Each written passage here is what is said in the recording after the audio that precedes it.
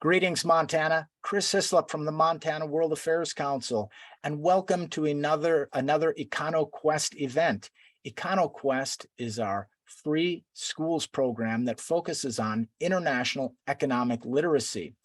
In addition to an online platform, we're bringing you several events with distinguished speakers. Today, we have Montana Department of Agriculture Director, Christy Clark. Before we begin, I'd like to thank our very generous sponsors at Bridger Aerospace and the City of Bozeman who are helping us bring this program to you. Also, our program partners at the Montana Photonics Industry Alliance, Gallatin College Inspired Classroom, and the Montana Department of Commerce. Now, if you missed last week's event, you can check it out on our YouTube channel. Just search Montana World Affairs Council. You can see this one and all of our previous programs there. Now, I am very honored to welcome our distinguished guest today. Christy Clark is the Montana Director of Agriculture. She was appointed by Governor Gianforte and assumed the office this year. Director Clark earned her BA in English at California State University at Sacramento. Her professional experience includes working as the owner of a construction business. She also served as a member of the Montana House of Representatives, representing District 17. In the 2013-14 session, Clark served as the majority whip. Director Clark, thank you very much for coming. How are things in Helena? Hi, thank you. Thank you for the opportunity. Things are well in Helena. I have to say, though, out of my bio, there's a big gap. Well, please inform us. Let us know.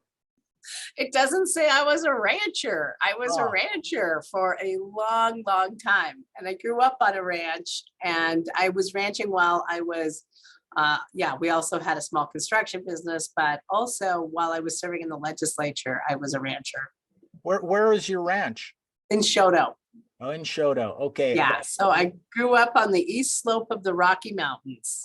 Outstanding. Well, that really lends to your experience here today, especially for our Montana students who want to know a little bit more about how Montana's agricultural economy, that the bulk of our economy, connects to the world. Could you speak to that a little bit, please? Sure. Montana is largely an export state. Almost all of what we grow here is exported. And some of our big export country partners are Japan and that Asian region take a lot of our wheat and a lot of our barley. Also, a lot of our commodities go to South America. And we're really focusing in the department. We have a large marketing arm, and we focus a lot on global marketing. We've targeted Chile and Mexico for livestock genetics. That's a little bit unique. We don't ship a lot of beef, but we ship a lot of beef genetics. And so we take our ranchers down to those areas and let them see what the cattle look like in those regions and how our cattle would fit well with them. We also do a lot of pulse targeting in South America right now. Colombia has been a big focus for us, and that's for different types of chickpeas, garbanzo beans, lentils. Those have been that's been a big target for us as well. One other big one is Mexico sources a lot of malt barley from Montana. 70% of Mexico's malt barley is sourced from Montana. So one of the big breweries, it's called Constellation, and that manufactures things like Corona, Modelo. A lot of those common types beers that we're familiar with are actually made with Montana malt barley. So we have a very, very large global presence. Well, I had the pleasure a couple of years ago of meeting your colleagues at the Department of Agriculture, particularly this marketing department that you mentioned. And I have to say, I was completely amazed at the level of targeting and the level of detail at which agricultural commodity enters and is exported through this global system. I heard things like, in certain parts of Japan, there's a very particular type of Montana product that the Japanese prefer above all others. I mean, this speaks to a global market that has a really tightly defined niches. Director, could you speak a little bit about Montana's competitive advantage when you look at the global market in this way? Yeah, it's interesting because we do have a particularly high quality type of wheat. And Japan in particular is a country that is willing to pay a premium for quality. So that's been a really good market for us. Another element of that, though, that I think is absolutely fascinating is we work really closely with Montana State University, and we develop varieties specific to our customers. And so our customers, like say in Japan, will say we need hard red winter wheat to make this type of pasta.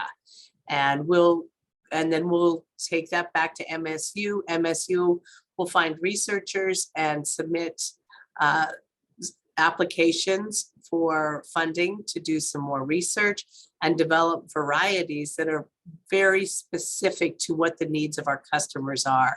And so it's kind of a three-way partnership between Montana State University, our global customers, and the Department of Agriculture. So you have then Montana Farmers and Ranchers. You have the State Department of Agriculture and Commerce, presumably, or the state government, and then you have academic institutions in support of this. And how they come together, and you're able to develop product that does it have a competitive or a comparative advantage in the global market? It does, and it gives us an advantage. And we find that in Montana, we get 5 to 6 cents a bushel more than our neighboring states. And part of that is just the very targeted research and the variety development that MSU does on behalf of us. So it's unique in the sense that we're not only finding varieties that grow well in Montana, but we're finding varieties that work well for specific types of markets. And so our farmers and ranchers are guaranteed a premium for those crops. And then those customers are guaranteed a very specific type of commodity that fills their need. Many of our students who are studying in this program have also heard about supply chain disruptions. Typically in the news, that surrounds computer chips or technology or machine manufacturing. But I'm wondering if you have anything you could share with the students on any supply chain difficulties or opportunities that have emerged in the global agricultural economy. So a couple of things come to mind. When the pandemic broke out, we host in-person trade teams, and obviously that was interrupted. We pivoted to a more of a Zoom type conference, and that's actually really expanded some of our markets. So there is that element. But in the supply chain of agricultural products, we saw that. Obviously, we saw them interrupted when people can't get the grocery store shelves are empty in some cases, and there was some real panic about food scarcity. So we have invested a lot of money in the state of Montana into value-added infrastructure for agricultural products, and that's anything from taking a lentil and turning it into a lentil soup mix, or we put a lot of effort into increasing our meat processing infrastructure. So one of the advantages, I guess, of being a large export state is there's a lot of opportunity to capture some of that middle ground, some of those businesses have opportunities now that we maybe didn't think about before. We just, ship raw products out of state, and now we're trying hard to capture that. And we do have some really strong value-added businesses. Pasta Montana in Great Falls is an example of that. They take about a large percentage of our durum grown in Montana and make pasta, and then ship pasta. A lot of it goes right back to Japan. And so there are several fairly significant value-added companies, but we really are looking at increasing that. Director Clark, you mentioned the pandemic. Of course, that affected all of us in in many different ways. But because Montana is engaged in a global market, other dynamics and other things that happen around the world can impact Montana's agricultural economy. We've recently, with our students, been talking a bit about Ukraine and how the war in Ukraine has affected us in Montana. I wonder if you could speak to Ukraine or other dynamics that occur outside of Montana that have an effect on our agricultural economy. Absolutely. And we are feeling the effects of the loss of Ukraine. You know, a lot of Ukraine's um, commodities have kind of gone offline because of the war that they're in. They're not able to farm at the level that they were. And that is, we've seen a sharp uptick in the price of our commodities because of that. So I think anytime we see a global disruption like that, there it's opportunity for us to get into those other markets. You know, and strangely enough, as you know, the global scene becomes more and more uncertain, we're seeing more opportunities with our allies. We're now we're doing a trade mission into Australia, and Australia had been typically our competitor, but we've decided that, you know what, there's probably some things that we can exchange.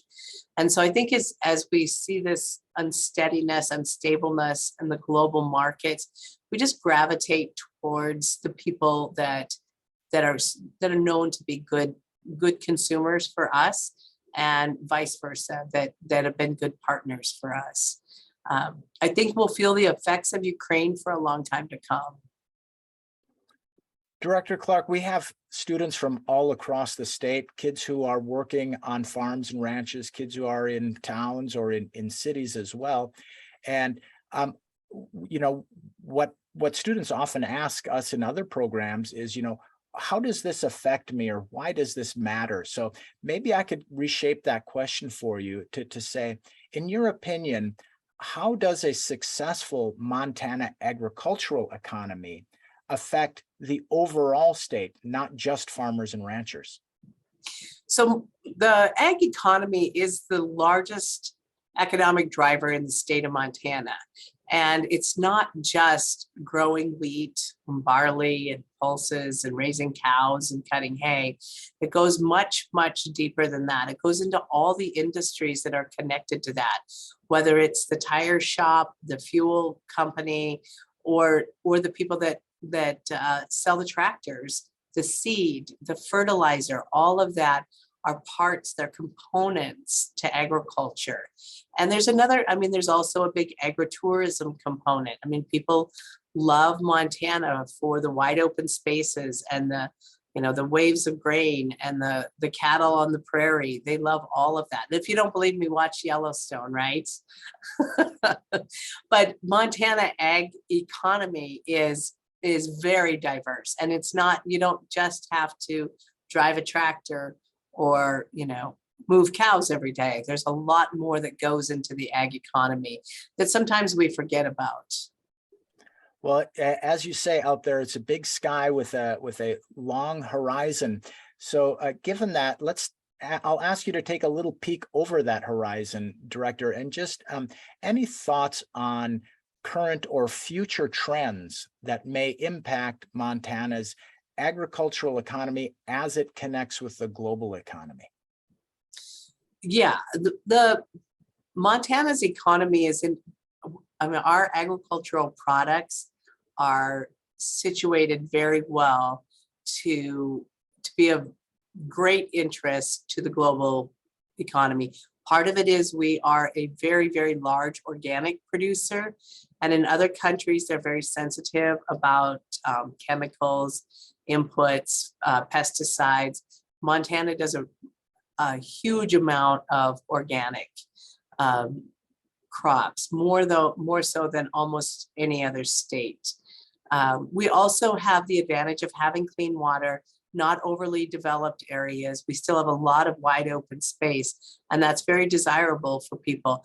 The one thing we did learn from the pandemic is people really care about where their food comes from and how it's raised, and is it done in a way that uses minimal chemicals and minimal inputs.